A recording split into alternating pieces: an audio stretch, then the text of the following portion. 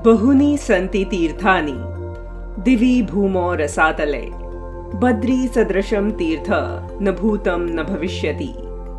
अर्थात धरती पर प्रत्येक दिशा और स्थान में बहुत से तीर्थ हैं, लेकिन बद्रीनाथ जैसा तीर्थ न तो पहले कभी था और न भविष्य में होगा।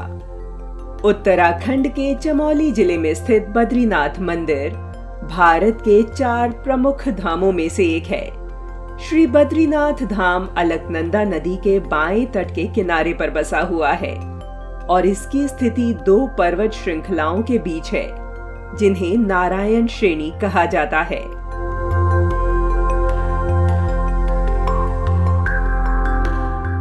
बद्रीनाथ मंदिर श्रद्धालुओं के लिए बहुत विशेष महत्व रखता है। इस मंदिर में बद्री नारायण के रूप में भगवान विष्णु की पूजा की जाती है। यह मंदिर ऋषिकेश से लगभग 280 किलोमीटर दूर समुद्री तल से 3133 मीटर की ऊंचाई पर स्थित है। बद्रीनाथ धाम के बारे में मान्यता है कि जो आए बद्री वो न आए उदरी। अर्थात जो व्यक्ति बद्रीनाथ जी के दर्शन कर लेता है उसे पुनः माता के उदर अर्थात गर्भ में नहीं आना पड़ता। हिंदू शास्त्रों में बताया गया है कि मनुष्य को जीवन में एक बार श्री बद्रीनाथ जी का दर्शन अवश्य करना चाहिए। शास्त्रों और पुराणों में बद्रीनाथ को दूसरा बैकुंठ कहा जाता है। एक बैकुंठ क्षीर सागर में है, जहां भगवान विष्णु निवास करते हैं, और भगवान विष्णु का दूसरा निवास बद्रीनाथ है, जो धरती पर है। बद्रीनाथ के बारे में यह भी मान्यता है कि यह कभी भगवान शिव का निवास स्थान था, लेकिन भगवान विष्णु को प्रिय लगने पर भगवान शिव ने उन्हें भगवान विष्णु को भेंट कर दिया। श्री बद्रीनाथ धाम का नाम बद्रीनाथ कैसे पड़ा, इसके बारे में मान्यता है कि एक बार देवी लक्ष्मी भगवान विष्णु से रूठकर मायके चली गई। तब भगवान विष्णु यहाँ आकर तपस्या करने लगे। जब देवी लक्ष्मी की नाराजगी दूर हुई तो वह भगवान विष्णु को खोजते हुए यहाँ आई। उस समय यहाँ बद्री का वन यानी बेर फल का जंगल था। बद्री के वन में बैठकर भगवान ने तपस्या की थी, इसलिए देवी लक्ष्मी ने भगवान विष्णु को बद्रीनाथ नाम दिया। बद्रीनाथ क्षेत्र मां सरस्वती नदी का उद्गम स्थल है। यह बद्रीनाथ मंदिर से लगभग 3 किलोमीटर की दूरी पर स्थित माणा गांव में स्थित है। सरस्वती नदी अपने उद्गम से कुछ किलोमीटर बाद ही मां अलकनंदा में विलीन हो जाती हैं।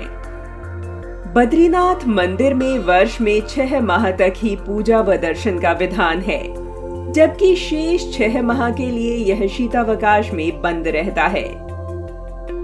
शीतकाल में यह धाम 10 से 15 फीट बर्फ से ढक जाता है।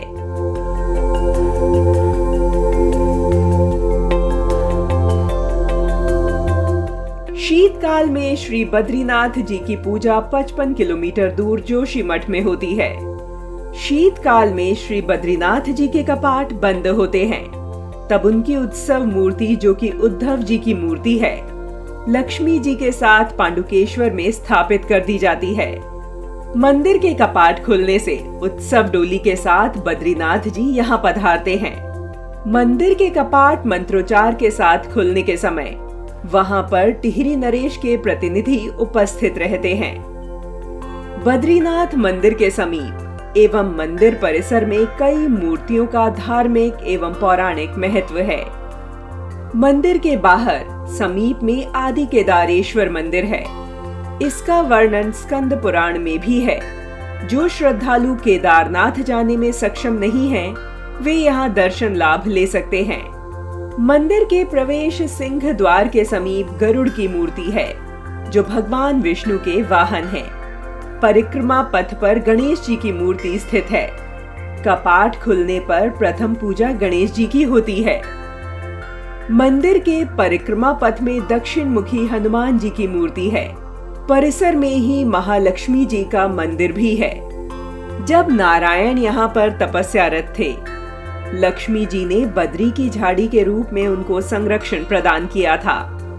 अंदर ही शंकराचार्य की गद्दी है, जो कपाट बंद होने पर जोशी मठ में 6 माह के लिए स्थापित की जाती है।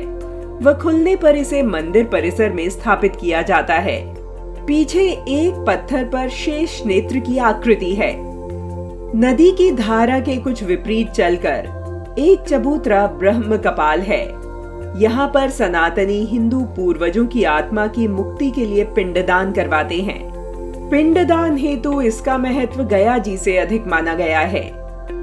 यही समीप में धर्मशिला है, जहां गौदान की क्रिया होती है। बद्री क्षेत्र में ही माणा गांव से लगभग 5 किलोमीटर की दूरी पर वसुधारा प्रपात है। यहाँ पर जलधारा 500 फीट की ऊंचाई से गिरती है। कहा जाता है कि इसी स्थान पर अष्ट वसुओं ने तपस्या की थी। मान्यता है कि जिसके ऊपर इसकी बूंदें पड़ जाएं, उसके समस्त पाप नष्ट हो जाते हैं। यहाँ स्थित सतोपंथ वह स्थान है जहाँ पर राजा युधिष्ठिर ने स्वर्ग को प्रस्थान किया था। इसे धन के देवता कुबेर का भी निवास स्थान माना जाता है। यहाँ पर सतोपंथ झील है, जो बद्रीनाथ धाम से 24 किलोमीटर दूर है। यहीं से अलकनंदा नदी का उद्गम होता है। श्री बद्रीनाथ जी भारत की हजारों वर्ष प्राचीन सनातन संस्कृति का ऊर्जा केंद्र हैं।